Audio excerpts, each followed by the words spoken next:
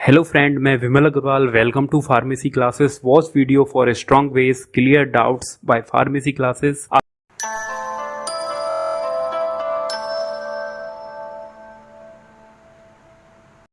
पिछले 2 लाख से 13,000 साल के बीच इंसान की कई प्रजातियां धरती पर निवास किया करती थीं। वहीं अगर पिछले कुछ 100 सालों की बात की जाए तो धरती पर इंसान की कम से कम 6 प्रजातियां थीं। और अगर आज की बात की जाए तो अब धरती पर सिर्फ होमो सेपियंस प्रजाति ही बची है।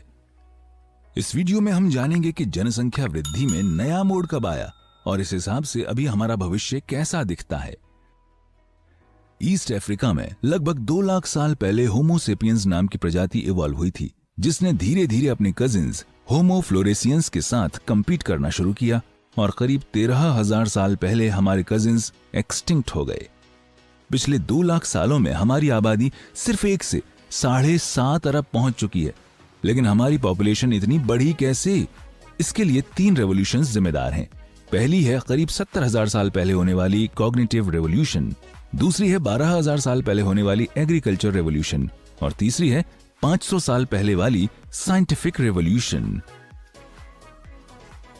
होमो सेपियंस यानी हमारी पॉपुलेशन करीब 70,000 साल पहले बढ़नी शुरू हुई थी।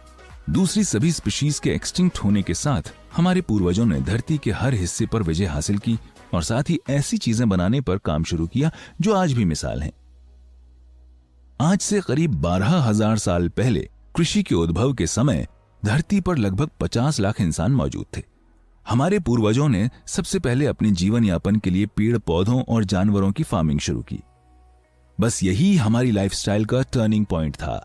लोगों ने अपने खेतों के पास स्थायी घर बनाने शुरू किए और अनुकूल माहौल मिलने से ह्यूमन पॉपुलेशन भी तेजी से बढ़नी शुरू हुई। क्या आप मानेंगे कि 2 लाख सालों में हमारी जनसंख्या सिर्फ 50 लाख पहुंची? इसके बाद मात्र 10,000 सालों में हम बढ़कर 1 अरब हो गए। आज से करीब 200 साल पहले हमारी जनसंख्या सिर्फ 1 अरब थी, जबकि साइंस रेवोल्यूशन के बाद आज हम 7.5 अरब पार कर चुके हैं। न सिर्फ इतना ही, हमारी जनसंख्या आज भी 8 करोड़ हर साल बढ़ रही है, यानी हम जर्मनी जैसा देश हर साल तैयार कर देते हैं। तो अगर आपसे पूछा जाए कि पिछले कुछ 100 सालों में ये जनसंख्या विस्फोट कैसे हुआ, तो आपका जवाब क्या होगा? इसके लिए सबसे पहले तो 1700 में होने वाली एग्रीकल्चरल रेवोल्यूशन और फिर 1800 में होने वाली इंडस्ट्रियल रेवोल्यूशन जिम्मेदार है। स्टीम इंजन के इन्वेंशन से फूड प्रोडक्शन बढ़ा, एम्प्लॉयमेंट रेट अच्छा हुआ और अच्छे वेतन के लोगों के हेल्थ केयर और लिविंग स्टैंडर्ड में सुधार आया और यहीं से शुरू हुआ जनसंख्या विस्फोट। अगर आसान शब्दों में कहा जाए तो पर्याप्त भोजन और शुद्ध पानी की उपलब्धता से बीमारियों में कमी आई। न सिर्फ इतना ही, अच्छी मेडिकल केयर से डेथ रेट में और भी सुधार हुआ और कहानी कुछ इस तरह आगे बढ़ती गई और उम्मीद है कि साल 2100 तक हम 11 करोड़ पार कर जाएंगे या कम भी बढ़ सकते हैं।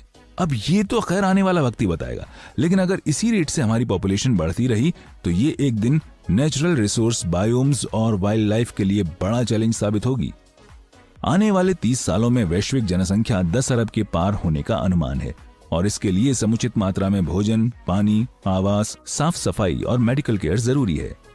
अगर जनसंख्या वृद्धि का यह अनुमान गलत होता है और वैश्विक जनसंख्या कम होती है तो उसके लिए भोजन और पानी की समस्या या फिर आवास का न होना या फिर जीवनदायिनी मेडिकल फैसिलिटीज का लोगों की पहुंच से दूर होना जैसी समस्याएं जिम्मेदार होंगी।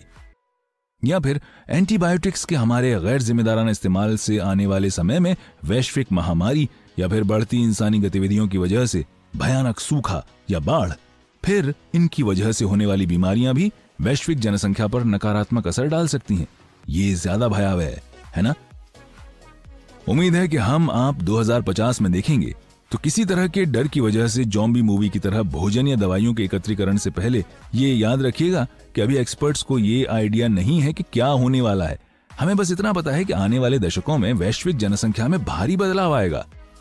अगर आपको जानना है कि इंसान पृथ्वी को किस तरह प्रभावित कर रहा है और हम किस तरह सस्टेनेबल ग्रोथ और डेवलपमेंट में हिस्सा ले सकते हैं, तो आपको हमारा ये वीडियो जरूर देखना चाहिए।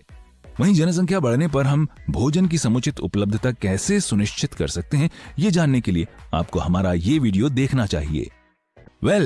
अगर आपको ये वीडियो अच्छा लगा तो इसे लाइक और अपने फ्रेंड्स के साथ शेयर करें और हमारा चैनल सब्सक्राइब करना न भूलें। अपने क्वेश्चंस कमेंट सेक्शन में जरूर लिखें।